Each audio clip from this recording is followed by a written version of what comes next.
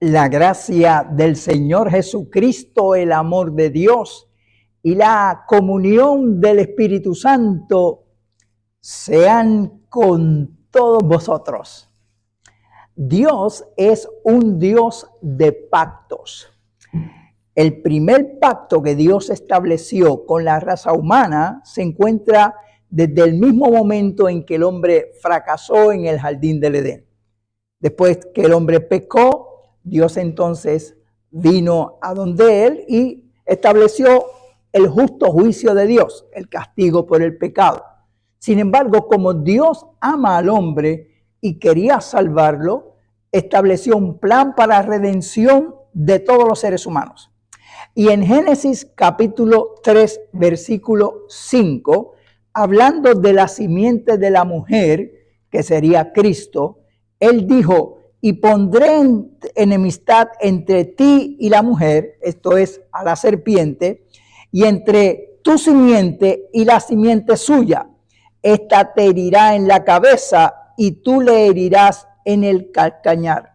Ahí estableció Dios la redención cuando prometió traer de la simiente de la mujer a Cristo para redimir al hombre del pecado y establecer ese pacto con todos los seres humanos, porque Dios te ama, no importa quién tú seas, ni cuál sea tu condición. Dios nos ama a todos y Él desea que todos los hombres sean salvos, y por eso estableció este plan para redención de toda la humanidad. De hecho, como Dios conoce todas las cosas desde antemano, dice la Biblia, pues Dios sabía esta condición y desde antes de la fundación del mundo, Él estableció que Jesucristo iba a venir al mundo para salvar la humanidad por sus pecados.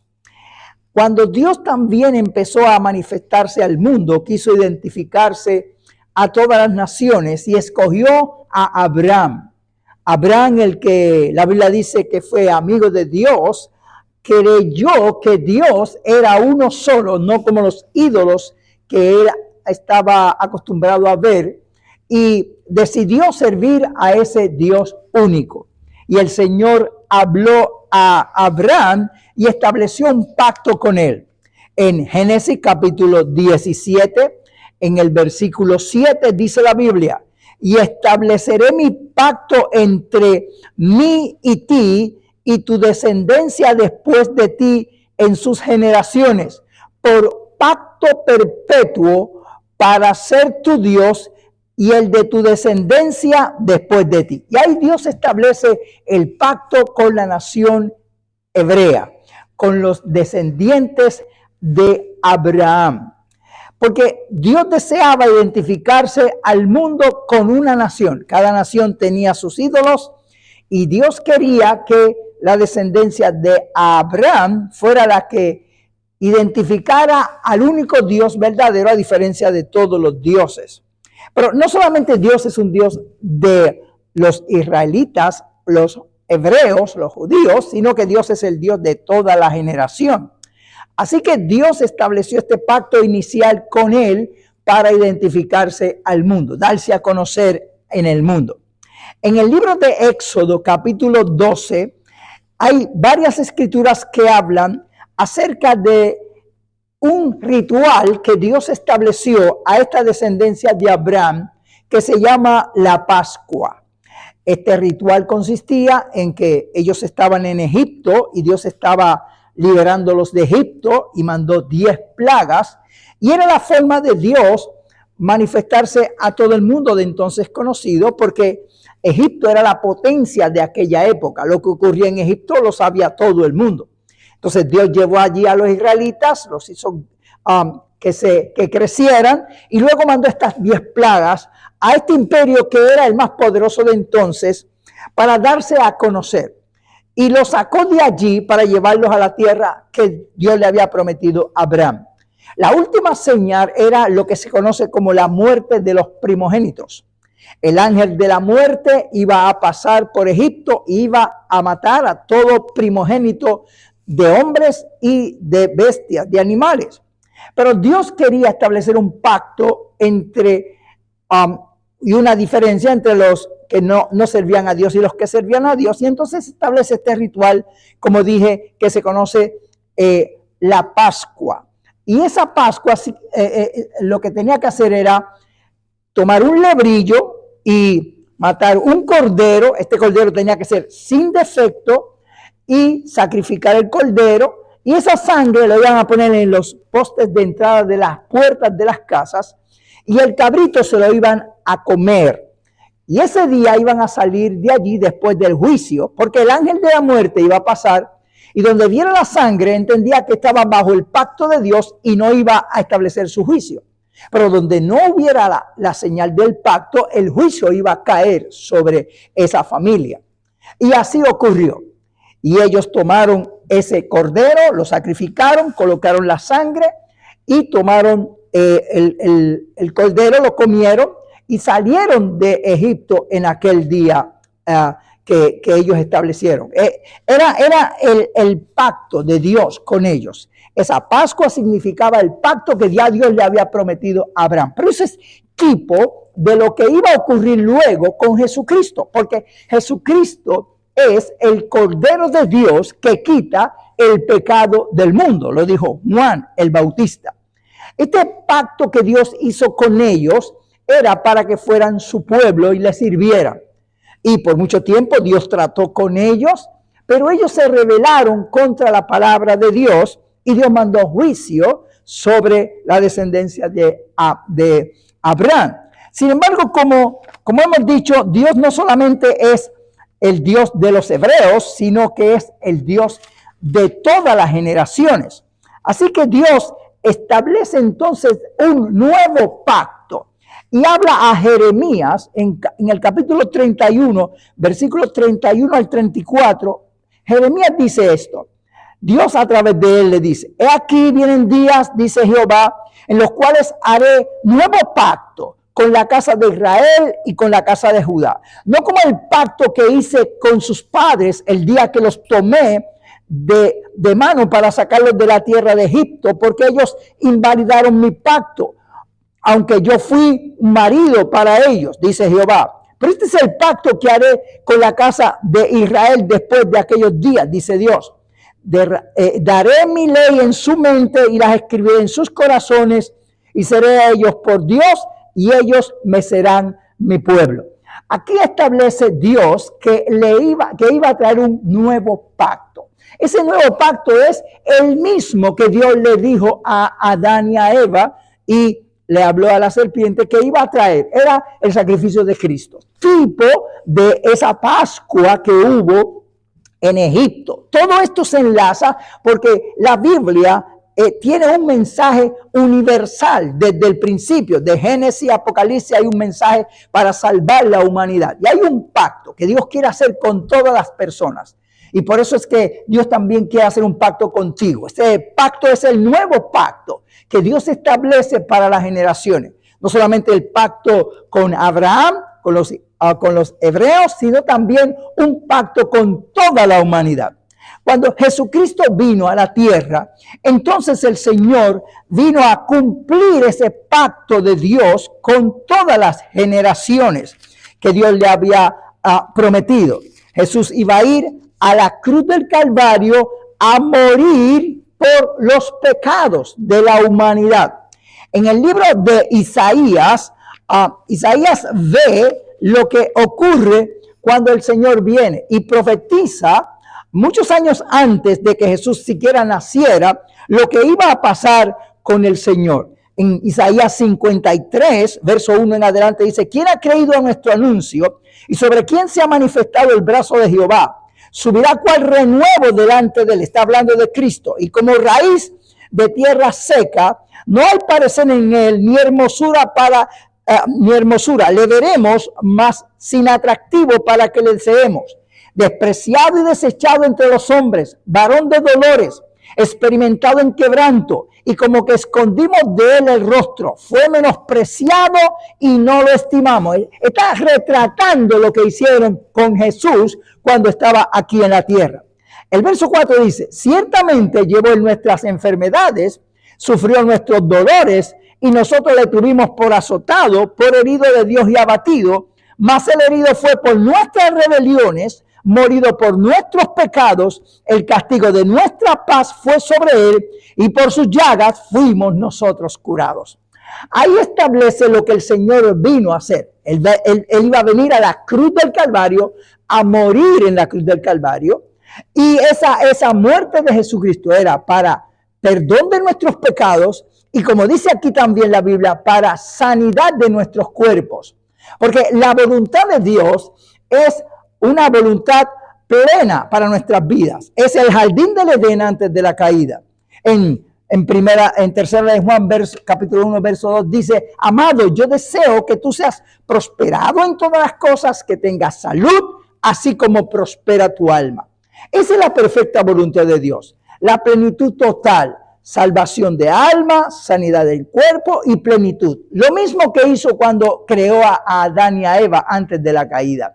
Y eso fue lo que Jesús vino a hacer. Vino a buscar y salvar lo que Adán y Eva habían perdido en ese sacrificio que hizo en la cruz del Calvario por nosotros. Cuando Jesús estaba ya próximo para ir a la cruz, para cumplir esa profecía y ese propósito de Dios, se reunió con sus discípulos en lo que se conoce como la última cena o la Santa Cena. Era la Pascua que los judíos conmemoraban, pero él aquí venía a hacer el cumplimiento real de esa Pascua, que era tipo de lo que vendría en el nuevo pacto. Y cuando se reunió con sus discípulos, en Mateo capítulo 26, verso 26 dice: y mientras comían, tomó Jesús el pan y bendijo y lo partió y dio a sus discípulos y le dijo: comed, esto es mi cuerpo. Y tomando la copa y habiendo dado gracia, les dio diciendo: bebed de ella todas, porque esto es mi sangre del nuevo pacto, que por muchos es derramada para remisión de los pecados. Ahí está el cumplimiento de lo que he estado enseñando. O sea, del propósito de Dios de establecer un pacto con toda la humanidad. Y este pacto establece que Jesús murió en la cruz del Calvario para limpiar nuestros pecados y para sanar nuestras enfermedades y darnos vida plena en el Señor.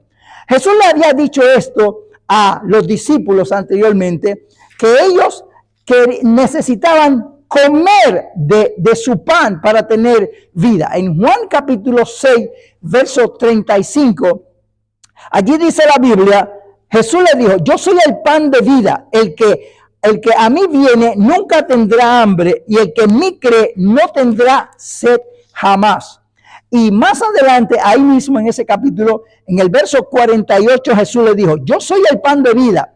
Vuestros padres comieron el maná en el desierto y murieron. Este es el pan que descendió del cielo, para que en él, el que de él come no muera. Yo soy el pan vivo que descendió del cielo. Si alguno comiere de este pan, vivirá eternamente. Y el pan que yo daré es mi carne, la cual yo daré por la vida del mundo. Ahí está Jesús explicándole anteriormente este propósito. Cuando vemos todo el panorama de la Biblia, todo lo que hemos estado estudiando, vemos entonces el plan perfecto de Dios.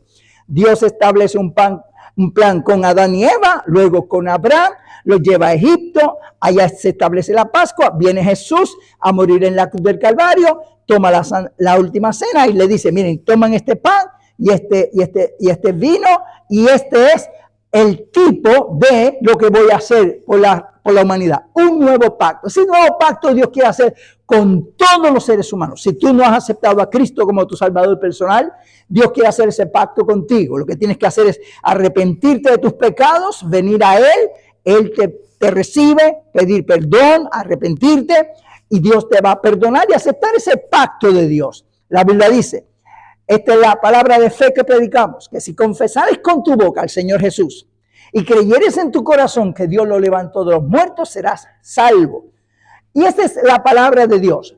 Creer que Jesucristo murió por nuestros pecados y confesarlo como el Señor y dueño de nuestras vidas. Si tú haces eso, tú puedes recibir el perdón de Dios. La sangre de Cristo te limpia de todo pecado Y también hay provisión para sanidad de tu cuerpo, liberación y vida abundante en Cristo. Porque eso fue lo que el Señor vino a hacer en la cruz del Calvario.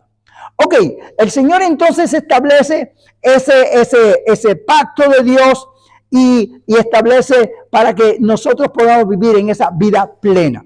Ahora, luego de eso el Señor le habla a sus discípulos y le dice que esta actividad de la Santa Cena, dice, cada vez que lo hagáis, hacedlo en memoria de mí, o sea, la Santa Cena. Entonces, la iglesia cristiana practica el tomar la cena del Señor, la Santa Cena.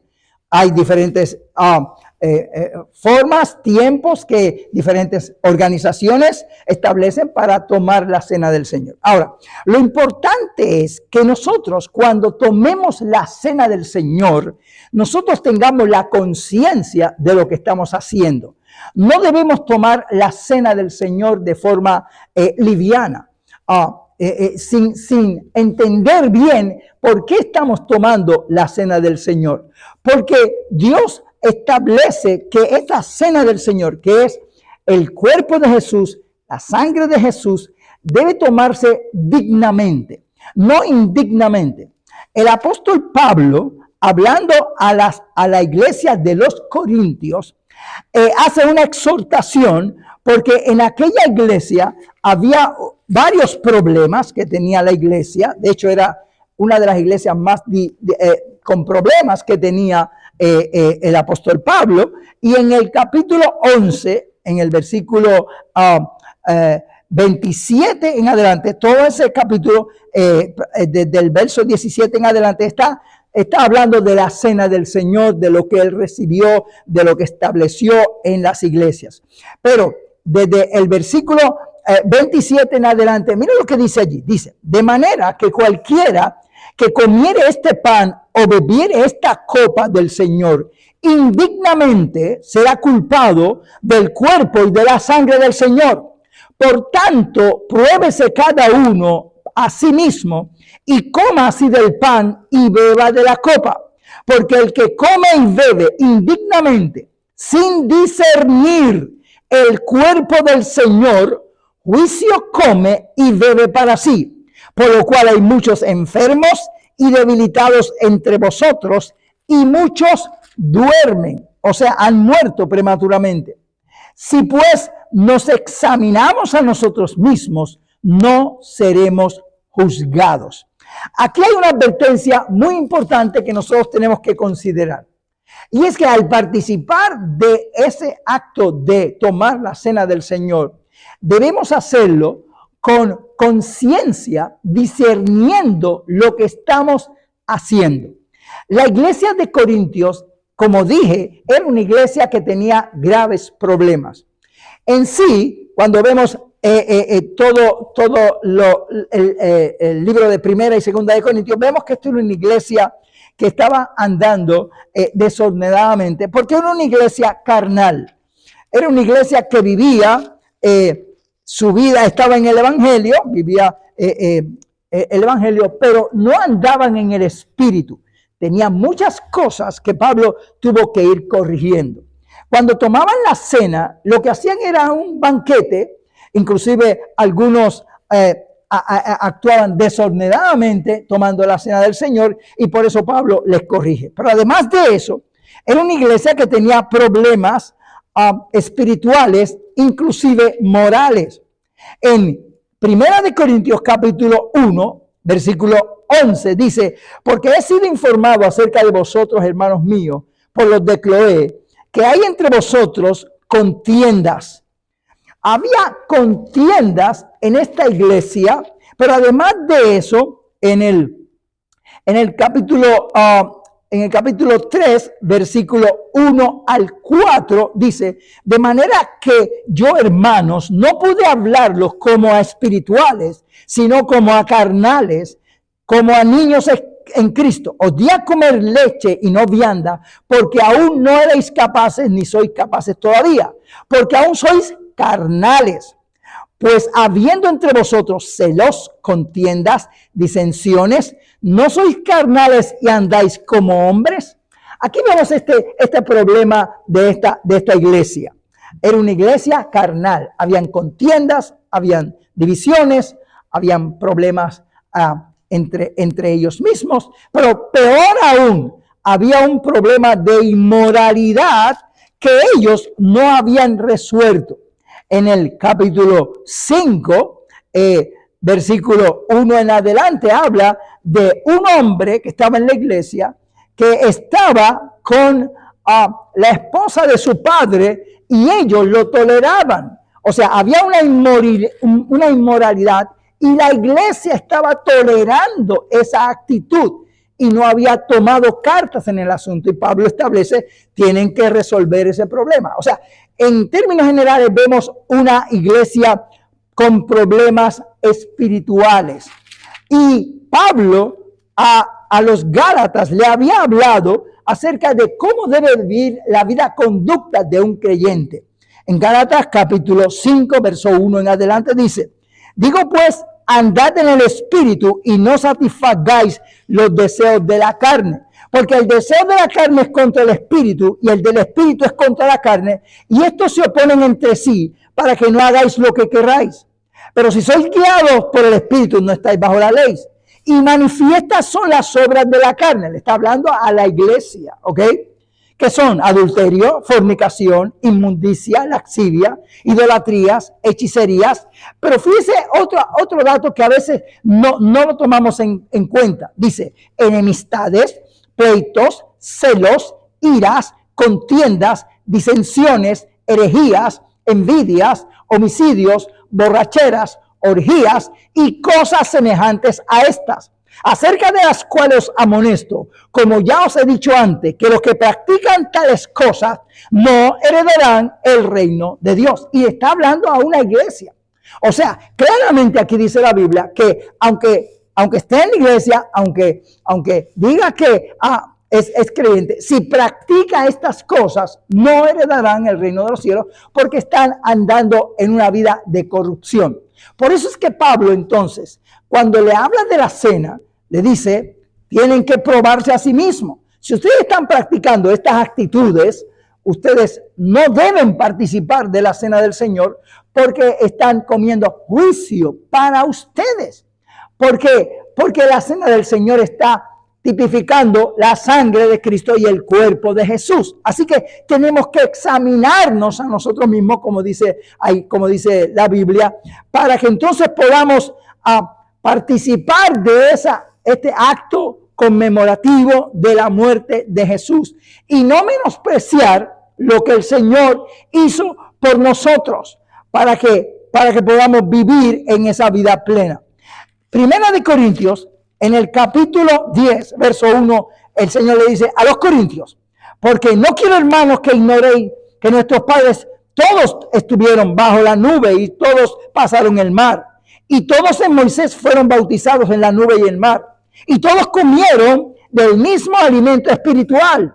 Y todos bebieron de la misma bebida espiritual, porque bebían de la roca espiritual que les seguía, la cual era Cristo. Pero de los demás de ellos no se agradó Dios, por lo cual quedaron postrados en el desierto.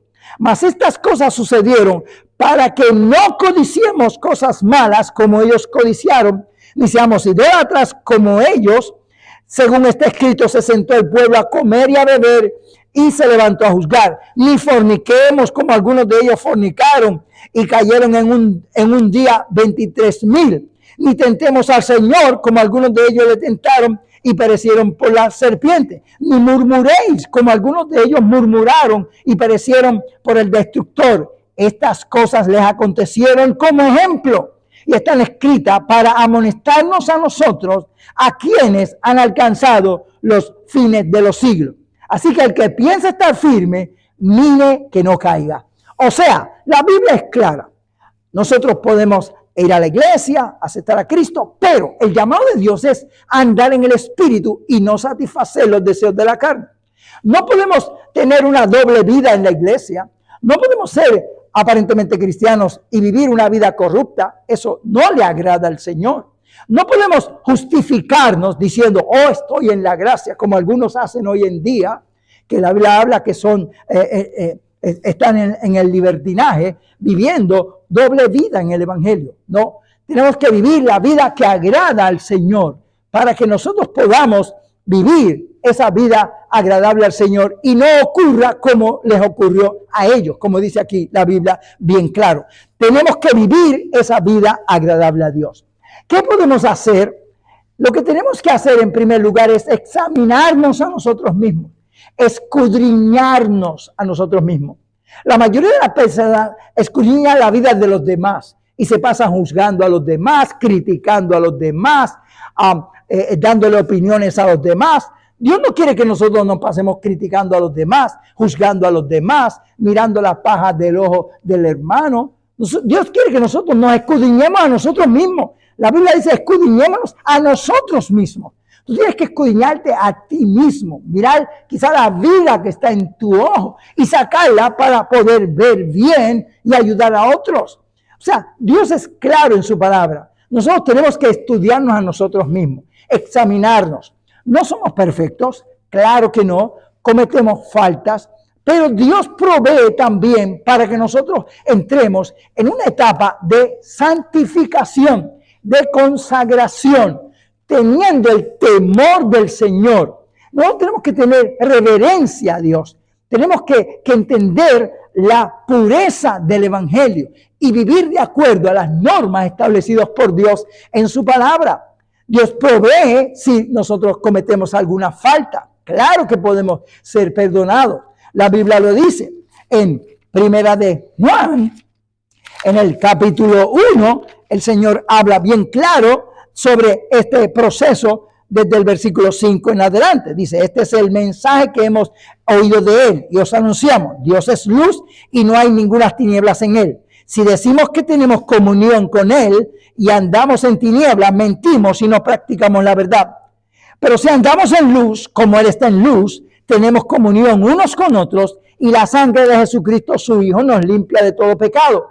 Si decimos que no tenemos pecado, nos engañamos a nosotros mismos y la verdad no está en nosotros. Pero si confesamos nuestros pecados, Él es fiel y justo para perdonar nuestros pecados y limpiarnos de toda maldad.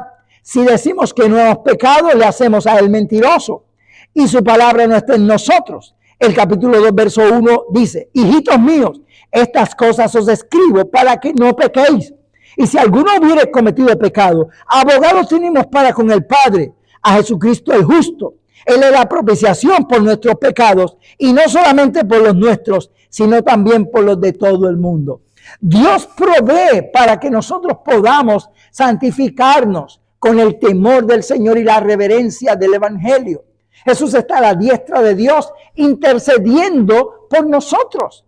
Tenemos que ser honestos, y si estamos andando una vida apartada de Dios, aun cuando estemos en la iglesia, antes de tomar la cena, antes de participar en otras cosas, debemos examinarnos y ir a la presencia de Dios y confesar nuestras faltas y fortalecernos en el Señor, llenarnos de su Espíritu Santo, consagrarnos con la oración, con la vida devocional, para que nos dé fuerza del Espíritu Santo para andar en el Espíritu y no satisfacer los deseos de la carne, vivir en esa vida plena. La Biblia dice en Proverbios 28:13, el que encubre su falta no prosperará, pero el que los confiesa y se aparta alcanza misericordia. Y en Efesios capítulo 4, verso 30 dice, y no contristéis al Espíritu de Dios, con el cual fuisteis sellados para el día de la redención. Nosotros somos el templo de Dios. El Espíritu Santo vive en nosotros. Él quiere ser nuestro amigo, Él quiere vivir siempre con nosotros, pero si andamos desordenadamente, el Espíritu Santo se contrista y no vivimos esa vida plena. Por eso hay gente que no siente la plenitud de la presencia de Dios. Tenemos que ser honestos y ir a la presencia de Dios, como dice la Biblia, a cara descubierta y confesar nuestras faltas. Es de humano fallar, es de necio no reconocerlo. Hay que pedir al Señor que nos ayude a vivir la vida que agrada a Dios. No fijarnos en la vida de los demás, sino fijarnos en nosotros mismos, en purificarnos. Y dice la Biblia, entonces, pruébese a sí mismo. Y entonces participemos de la cena del Señor, que es una bendición, poder recibir esa presencia de Dios y Dios nos perdona y además provee también para sanidad. Pablo decía que algunos duermen, o sea, murieron anticipadamente. La Biblia dice en el libro de los Salmos que los días de nuestra edad son 70 años y los más robustos son 80. Y algunas personas no pueden alcanzar esa plenitud. ¿Por qué? Porque son juzgados por participar de la cena indignamente. Porque además de la sangre de Cristo que nos limpia de todo pecado, tenemos que también reconocer que en el sacrificio de Cristo hay sanidad cuando participemos de ese pan que es el cuerpo de Cristo, por cuya herida fuisteis sanados. De eso vamos a hablar en otra ocasión, porque no quiero ser muy extenso. Vamos a hablar sobre la sanidad en la cena del Señor. Pero para ir terminando esta enseñanza del día de hoy, para ir redondeando, nosotros tenemos que entonces discernir el propósito de Dios, el plan de Dios desde el principio, el pacto de Dios con nosotros, aceptar a Jesús como el Señor para que la sangre de Cristo nos cubra y el juicio no venga sobre nosotros como pasó con el ángel de la muerte, cubrirnos bajo la sangre y vivir esa vida que agrada a Dios, andando en el Espíritu sin satisfacer los deseos de la carne. Dios nos da fuerza para vivir la vida que agrada a Dios, siempre y cuando nosotros tengamos convicción y lo busquemos. Hay que buscar de Dios, consagrarnos. La consagración nos ayuda a fortalecer nuestro hombre interior por su espíritu para agradar a Dios. Y luego que entonces podamos vivir en esa vida, si cometemos alguna falta, ir al Señor, confesar nuestros pecados. La sangre de Cristo nos limpia de todo pecado. Y con la oración, entonces Dios nos perdona y también sana nuestras enfermedades. En Santiago capítulo 5, versículo 14 dice esto: ¿está alguno entre vosotros enfermo? Llame a los ancianos de la iglesia y oren por él, ungiéndole con aceite en el nombre del Señor. La oración de fe salvará al enfermo y el Señor lo levantará. Y si hubiere cometido pecado, le serán perdonados. Dios quiere perdonarnos. Dios quiere ayudarnos. La vida cristiana es un proceso de santificación en el cual Dios está a nuestro lado para ayudarnos, siempre y cuando nosotros tomemos las medidas para buscarlo con sinceridad y con humildad y consagrarnos y buscar esa llenura de su espíritu que nos dé fuerza para agradar a Dios. Y con esa vida consagrada podemos participar de ese glorioso ritual que es de la cena del Señor y todas las demás actividades. Todo lo que hacemos en la iglesia debemos hacerlo con esa conciencia, vivir en esa vida que agrada a Dios. Yo te invito para que te acerques a Dios y puedas vivir esa vida que Dios quiere que tú vivas. Espero que esta palabra haya sido de bendición a tu vida. Que Jehová te bendiga y te guarde. Jehová haga resplandecer su rostro sobre ti y tenga de ti misericordia. Jehová alce a ti su rostro y ponga en ti paz.